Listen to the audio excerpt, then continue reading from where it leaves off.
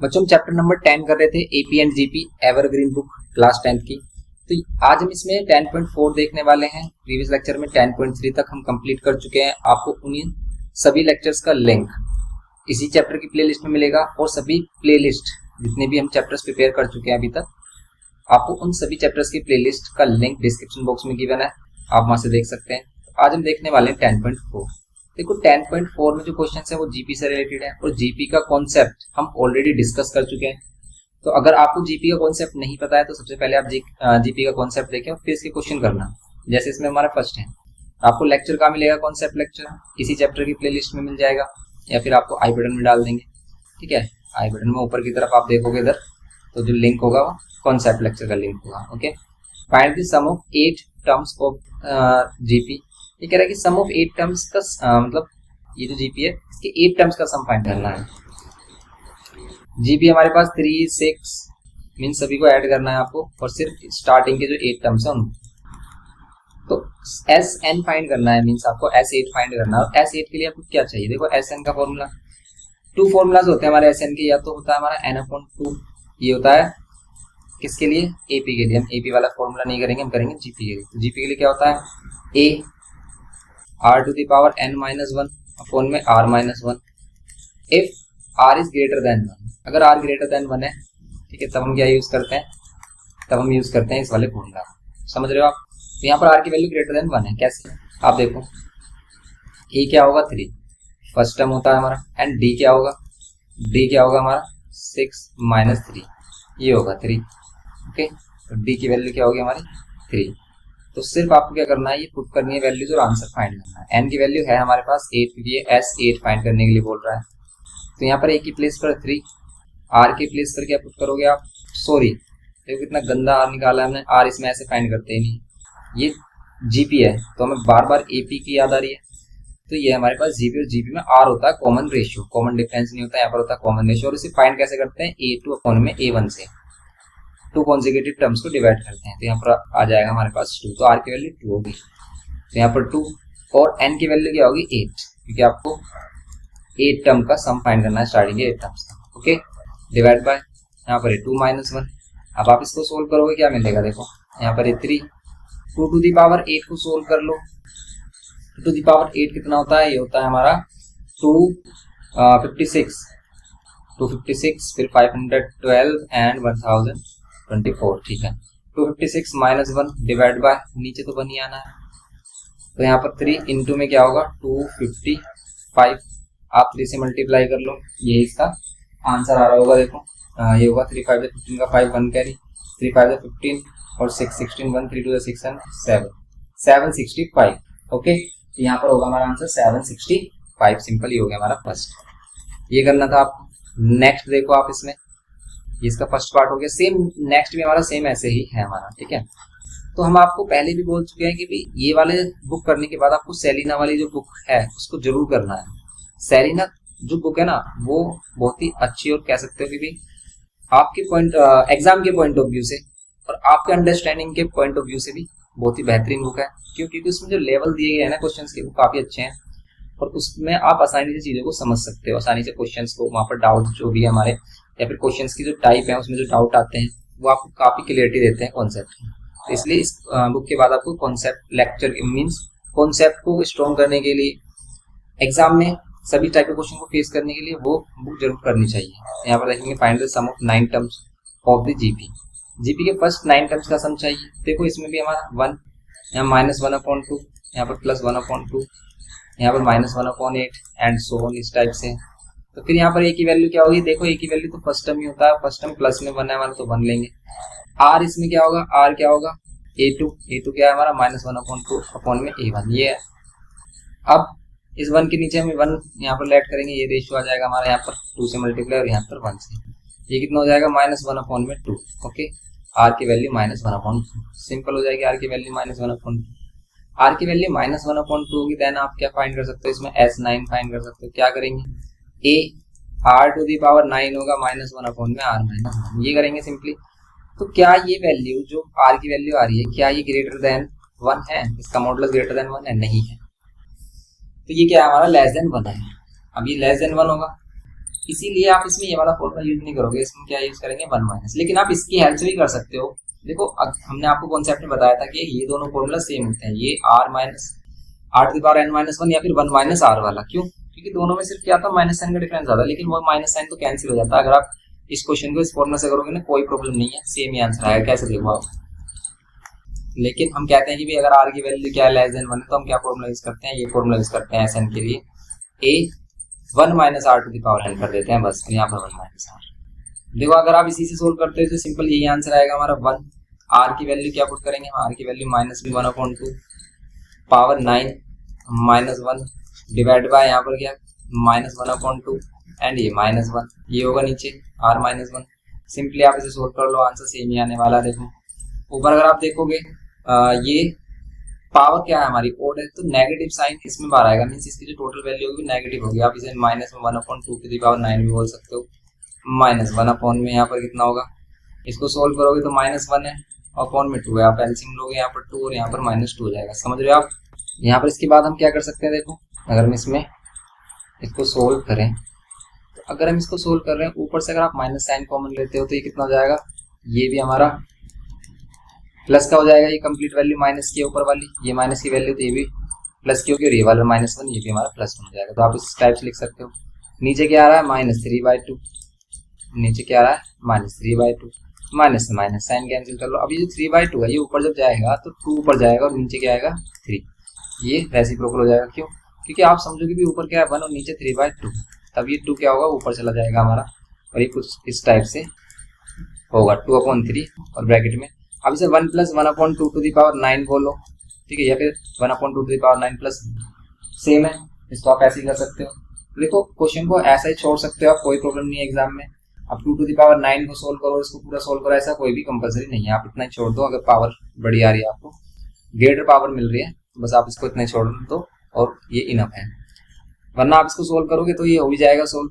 2⁹ होता है 512 फिर एलसीएम लेंगे 512 कुछ इस टाइप से हो जाएगा। आप इसे सोल्व कर सकते हो अगर करना चाहते हो।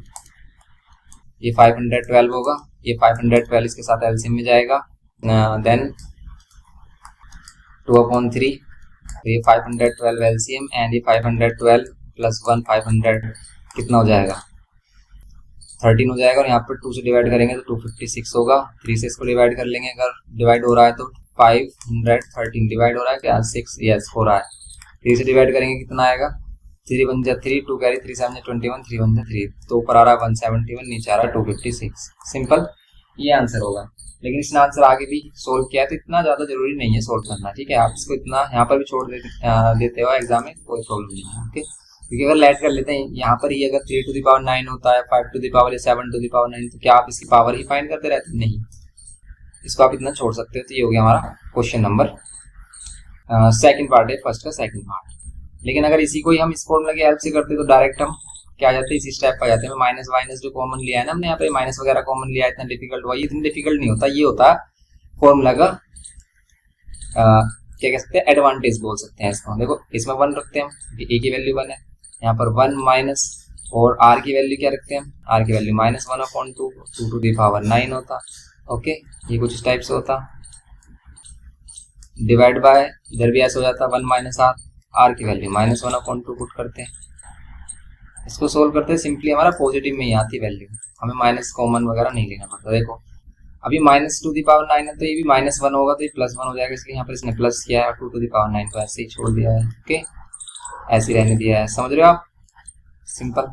नीचे डिवाइड में क्या हो रहा है अभी 1 माइनस माइनस प्लस 1/2, ये 3/2 हो जाएगा, ये 3/2 होगा, अगर ये 3/2 2 ऊपर और 3 नीचे, वही रिवर्स हो जाएगा। भाई इसको हम लिख सकते हैं 3/2 और 3/2 को फिर भी रिवर्स कर देंगे, रेसिप्रोकल हो जाएगा, ओके। जैसे इसमें हमने एक्सप्लेन किया था अभी, तो ऊपर क्या बचेगा, ये तो बचेगा 1/2⁹ तो ये सिंपल ये स्टेप आ रही है, समझ रहे हो आप?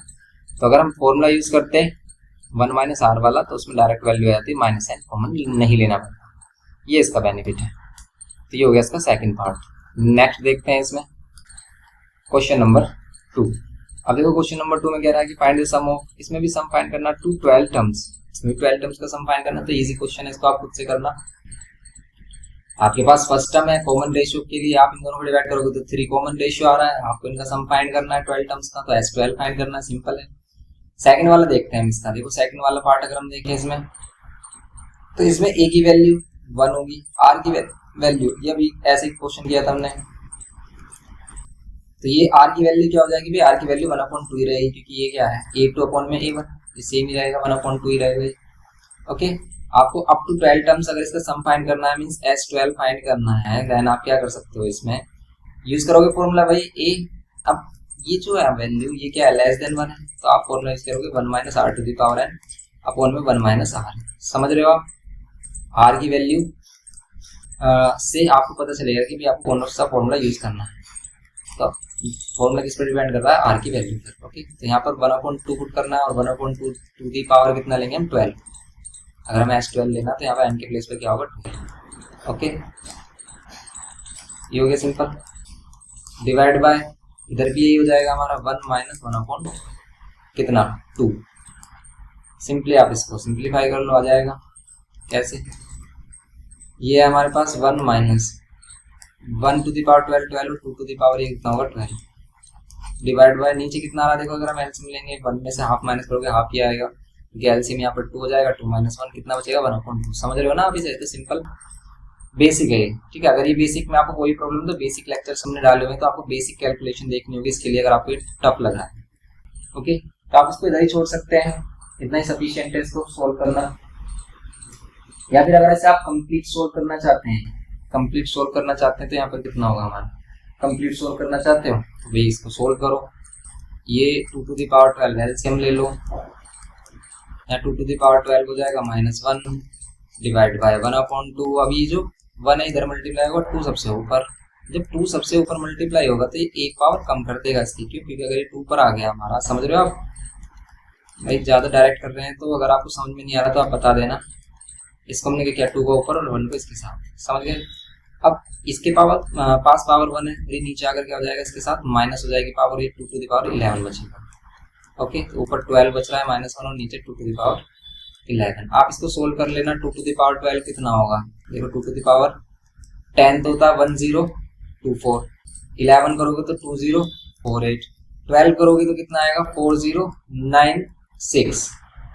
ओके, 4096, तो ये ऊपर आ रहा होगा 4096 -1, और नीचे 11 में आ रहा है 2048। ये इसका आंसर आ रहा होगा सिंपल, 2048। 12 टर्म्स फाइंड करने हैं ना, सम ऑफ फर्स्ट 12 टर्म्स, यही तो करना है हमें, 12 टर्म्स का sum up to 12 terms find करना है, तो फिर ये आना चाहिए। लेकिन इसमें क्या आ रहा है, इसमें ऊपर 2047 आ रहा है, 2047, नीचे 10 कितना आ रहा है, 1024, मीन्स 2 टू द पावर 10। लेकिन 2 टू द पावर 10 तो तभी आएगा ना अगर यहाँ पर हमारा 11 होता, अगर ये 11 टर्म्स का सम बोलता अप टू 11 टर्म्स, तब होता है। कुछ हमने मिस्टेक वगैरह की है कि इसमें नहीं है, 12 टर्म्स का ही सम फाइंड करना था, 1 - r to the power n लेंगे, अप टू 12 टर्म्स बोल रहा है अगर ये। ओके, ये करेक्ट है, एलसीएम 2 टू द पावर 12 आ रहा है, और 2 टू द पावर a की पावर कम होगी इसमें, सिंपल यही होगा फिर तो ये। ओके, तो अगर 12 टर्म्स के लिए बोल रहा तो फिर तो इसका आंसर यही होगा हमारा, 4096 का 5 हो जाएगा, और यहाँ पर 2048। अगर ये 11 टर्म्स का सम बोले अप टू 11 टर्म्स, देन आप क्या कर सकते हो, इसमें अप टू 11 टर्म्स में आप कर सकते हो इसको, जो आंसर हमारा आ रहा है वही मैच करेगा, क्योंकि आप n के प्लेस पर 11 रखोगे, 2 टू द पावर 10 तो हमारा 1024 होता है, 1024, और 2 टू द पावर 11 आ रहा है हमारा ये 2048। ओके, लेकिन नीचे 1024 है, 1024 कब आएगा, नीचे 1024 तभी आएगा आपका अगर ये 2 टू द पावर 10 होगा। तो बस सिंपली इसका आंसर हमारा यही होगा, 4095/2048। ओके, अगर कोई भी आपको मिस्टेक लग रही है, कुछ भी प्रॉब्लम है, कमेंट करके जरूर बताना, और अगर हमारा सही है तो आपको लग रहा है कि भी सही है तो भी वो भी कमेंट करना। हमने अपने अकॉर्डिंग चेक कर लिया, यही इसका आंसर होगा। आप अपने अकॉर्डिंग चेक कर लेना, या फिर आपके टीचर अगर कुछ बता रहे हैं तो भी उस पर भी ध्यान देना, लेकिन इसका आंसर भी हमारे अकॉर्डिंग अगर अप टू 12 टर्म्स बोल रहा तो यही होगा। ओके, नेक्स्ट देखते हैं question number 3। How many terms of the GP must be taken to make the sum 6825। अब देखो इसमें इस टाइप के क्वेश्चन आते हैं ना तो टफ लगते हैं हमें, क्यों, क्योंकि इसमें बोल रहा है कि भाई एस एन आपका कितना है, 6825 है। आपको जीपी गिवन है तो आप जीपी से ए और डी कंपेयर कर सकते हैं, ए और आर, सॉरी यहाँ पर आर होगा, बार बार ए याद आ रहा है क्योंकि हमें जीपी लग रहा है कि बार बार हम जीपी कर रहे हैं। तो यहाँ पर 20/5 कितना आएगा, 5 4 24 की मल्टीप्लाई मीन्स कॉमन रेशियो 4 आ रहा है। अब देखो अगर हम इसमें क्या फाइंड करना है कि भी इसका कौन सा टर्म है, मतलब कितने टर्म्स है, एन की वैल्यू फाइंड करनी है। आपको आर की वैल्यू मिल रही है ग्रेटर देन 1, तो आप फॉर्मूला यूज करोगे A R to the power n minus 1 upon में कितना r माइनस 1। ये किसके इक्वल है, 6825 की।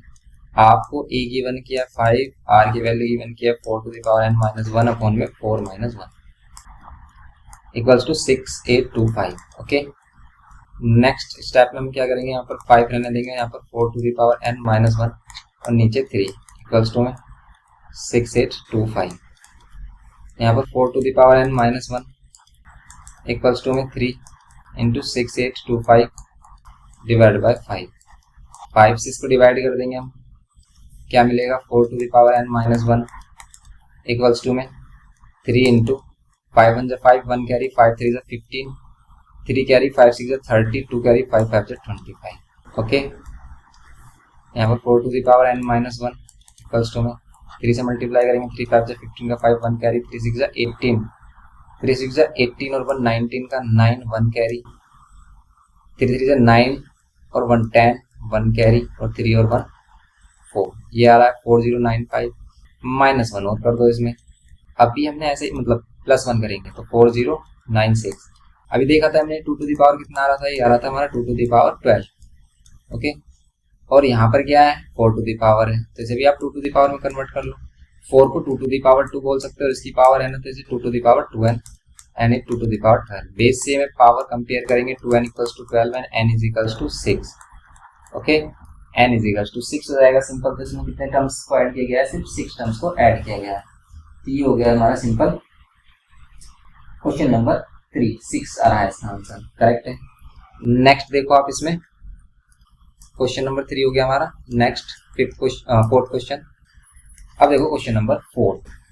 तो यहाँ पर क्वेश्चन नंबर 4 में क्या बोल रहा है, find the first term of a GP, the first term of the GP, sorry GP का फर्स्ट टर्म गिवन किया 27। If the eighth term is this, what will be the sum of 10 terms.